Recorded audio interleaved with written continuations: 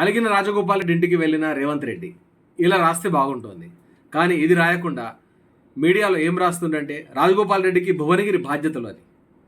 Okay, మంచిదే, వాళ్ళ అంతర్గత విషయం అది, ఇచ్చుకోవచ్చు, ఎవరు కాదనరు. కానీ ఇన్ని రోజులుగా లేని బాధ్యతలు ఈ రోజు ఎందుకు ఇవ్వడం, అది కూడా లోక్సభ ఎన్నికల సమయాన?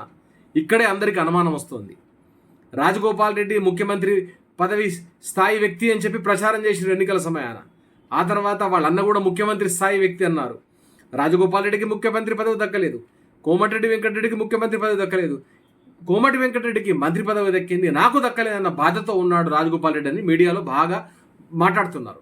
ఈరోజు అది నిజమనిపించింది. ఎందుకంటే అలిగిన రాజగోపాల్ రెడ్డిని బుజ్జగించడానికి వెళ్ళిన రేవంత్ రెడ్డి ఆ ప్రతిఫలం వచ్చింది. ఆయన అలక మానిండు అని చెప్పి ఒక వార్త బయటకు వస్తుంది. అంతే తప్ప ఇక్కడ బాధ్యతలంటూ ఏమీ లేదు. అలిగిన రాజగోపాల్ రెడ్డిని బుజ్జగించిండు రేవంత్ రెడ్డి.